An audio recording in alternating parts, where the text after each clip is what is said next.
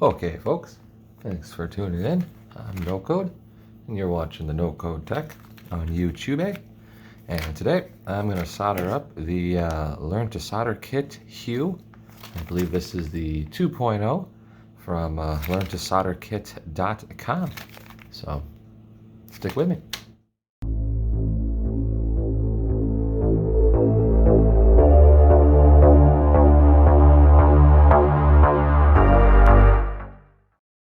Okay, so I got my Hakos soldering station here set to 700 degrees Fahrenheit and around 375 Celsius. Got some solder here. Got my little cleaner and soldering holder and a multimeter if I need. Let's begin, shall we? Alright, so opening the kit up, we have a lovely letter from the creators. I did get this off of Amazon for a couple of bucks with free shipping if you have Prime. And if you don't, steal your sister's Prime. At least that's what I do. We have a battery, the PCB itself, a little bag of components with and then a little parts list, which I'm going to go through and make sure we got everything. Okay, and so for the instructions, we have LearnToSolderKits.com. Right on the top, we're going to click instructions. And this is the Hue 2.0 with the hexagon board. Comes as a PDF, so I'm just going to download that real quick. And hey, we have instructions. So all of our parts, which I've verified that we do have. All of our soldering stuff, safety squints, and flush cut snips. I just have regular old scissors for now. It works. Doesn't work well, but it works. We got a little bit about technique, which is important to read if this is your first time soldering. It's a little bit more here, and then we get into the step-by-step assembly instructions. So it looks like the first thing that we're going to do is resistors. So let's dive right in. Now we have 3 resistors, and on the board we have R1, R2, and R3. So not that difficult to figure out where they go. But resistors do come kind of straight, so what we're going to do is just give it a slight bend on either side. It doesn't have to be perfect. And then we just slip it into the 2 holes. And there we go. Our resistor is on the board. What I like to do is flip it over and kind of bend the legs out a bit, and that helps to hold the resistor in the board so it doesn't fall out.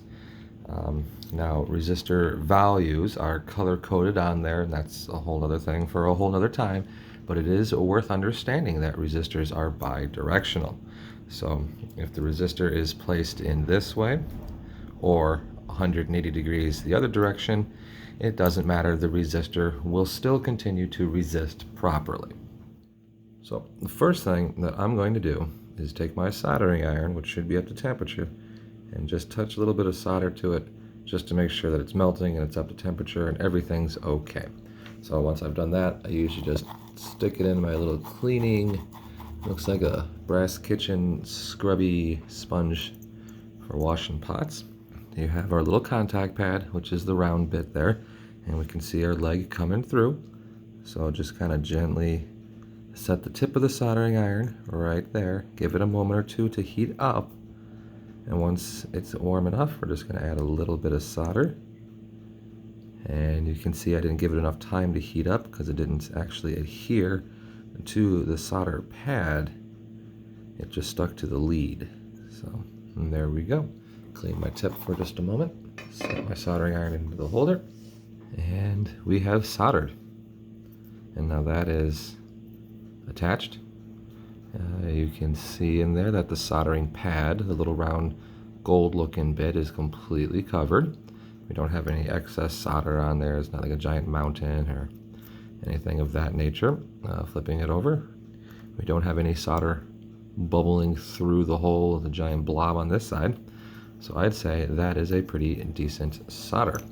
And we'll do the other one. We have our resistor soldered in. I would recommend a pair of proper snips. I don't have proper snips. I have some fiberware garage scissors of the sort. And just kind of hold on to the lead so she doesn't go flying off. Give it a snip. Same for the other one. We've installed a resistor. Now real quick, these leads that you snip off, I like to hold on to them. I haven't found a use for them yet, but I'm sure they'll come in handy at some point in time. I'm going to go ahead and get the other two on, and I'll see you when we're done with that.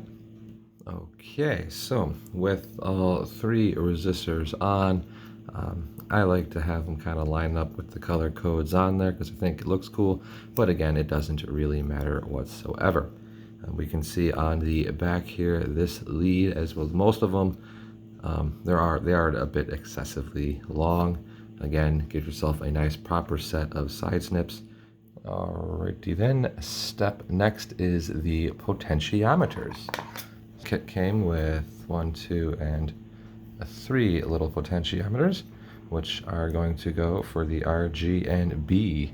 Now, sometimes when you get components that come in a bag, they get a little bit bent, the leads get bent, so it's not going to fit quite right on there, but fear not, as long as you're gentle with it, you should be able to move the pins or the leads or what have you out a bit, and it sits in there just as such. Now, once again, if I flip this over to solder it and let go, we're going to have a problem, so I like to get that down nice and flush, and then maybe just one of them I'll bend over a little bit, just enough to hold it until we can tack or solder one joint in, and then it should hold itself. So okay, I've actually put 2 of them in, this one and that one, just so that the board sits kind of straight. One of the difficulties or fun aspects, if you will, of doing kits like this is the fact that they're not necessarily always easy to hold in one place while you solder, because they're a little bit wonky shaped or what have you. So you usually just do one lead for a piece, and then it will be mostly on. I mean, she'll wiggle a bit, but for the most part.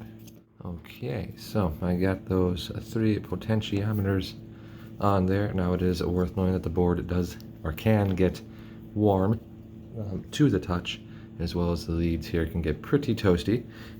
The PCB, or the printed circuit board, the silicon or whatever fiberglass, I'm not exactly sure what they make them out of, but it can get pretty warm. It's designed to take some amount of heat. After all, we are melting solder onto it, but if need be, just give it a sit, let it cool down for a bit.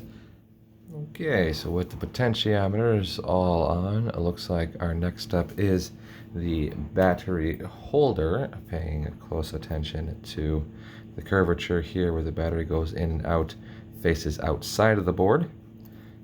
As such, we don't want to solder it in the other way, that way we might not be able to get our battery in. So let's get that going. Now, looking at the battery holder here, it does have 2 on either side that hold it on. Important from previous ones that I've done to make sure that it's not tilted as such or tilted the other way. We want it to be nice and flat. There is tape that exists specifically for soldering. Should really look up what it's called, and its resistance to heat and doesn't leave sticky residue and all that jazz. Gotta improvise sometimes, so I'm just gonna kind of set that there so that I can get a good hold and make sure she's nice and flat and give her a bit of solder there. Okay, so we got those 4 on there. The battery holder is mostly straight enough for the kind of work that I do. Now the little leads that poke through the board, they are short enough. They don't need to be clipped. They're already shorter than the ones. So step next, after the battery holder, is the on and off switch. And then we'll get our LED on there. So we have our wee little switch here. Per the instructions, it doesn't really matter which way you put that in. It could go either way. So we'll just slip it in. Now here's another perfect application for tape. You know, put some tape here and over and around to hold it, because if we just try to set it down here, it just falls right out. So Solution found. Scotch tape. Don't recommend. I don't know. We'll see how this works. This is either going to be awesome, and I'm like the smartest man alive, or it's going to be rubbish. So I got that in there. Seems to be nice and straight. We will solder one contact just to tack it in and hold it in place, and then I should be able to remove the tape and have the component hold itself. So let's see. It appears to have worked. So we got one on there. It's holding itself in place. So I'm going to go ahead and get the other two solder joints, and I'll see you when I'm done with that. Okay, I'm pretty close down in here, and I need a pointy device. Just grab our lead. So between these two, there's a bit of solder right there, because I appear to have put too much on, and I'm concerned about it making contact between these 2 points, which it was never supposed to be that way. Doesn't look like it is, but there's still, that's pretty close. Now it's not a solder bridge, but I'm going to treat it as if it was a solder bridge. And one thing that I've learned is to take a little bit of flux. Now you saw earlier briefly, and I am using entirely the wrong kind of flux or solder paste. So I'm aware of that. Comment, let me know. That's cool. Put just a little bit on the contacts, and then take our soldering iron, heat it up, and what that flux will do is it will help the solder to flow onto the solder pads and off of the PCB, and we can see there, very beautiful. No more solder bridge, or in this case close to a solder bridge. The problem with doing that, not a problem, but one of the side effects you can see there is it's really messy. So a bit of isopropyl alcohol and an old toothbrush, and it should be cleaned right up. Some fluxes or pastes or what have you have chemicals that can damage the board over time, so it's a good idea to always clean your boards when you're done with them. The solder as well has flux inside of it, but yeah. So we got our switch on, and again, those leads aren't too long, but I might go ahead and give those a snip. So our next step is the RGB LED, and we have that squid looking thing here. Now, much like any other LED, it is important that they're put in the right way. You have a cathode and an anode and all that other sciencey mathematical stuff that I don't understand, but the longest lead, right, goes into the hole marked with a negative on the board, and most of the time, at least in my limited experience with only doing 2 other kits from the same manufacturer, as well as, you know, watching YouTube videos, is that is usually marked with a square solder pad instead of the round ones. So in a situation like this, you should go in this way, but we can see that our leads are closer together than the holes allow, which is okay. I'm just going to kind of give it a wee bend. The trick, of course, being gentle. I don't really know how sturdy these things are. I've never done this before, but hey, it's all right. So, too far. It's going to be a pain in the butt. There we go. So we got those on. I just want to double check to make sure that the longest lead is through the one marked negative, which there really is no negative marking on this PCB, but in lieu of negative, I'm going to go with square hole. That wiggled down into place, and she holds herself, you know, she's not going to come out. So these ones are quite a bit closer together than any of the other ones. So I am, again, just going to put just a touch of flux on there just to help out, to make sure, and that's most probably far too much flux. No problems. Don't breathe the fumes. So there's one. Oopsie daisies. This is going to be a pain in the butt.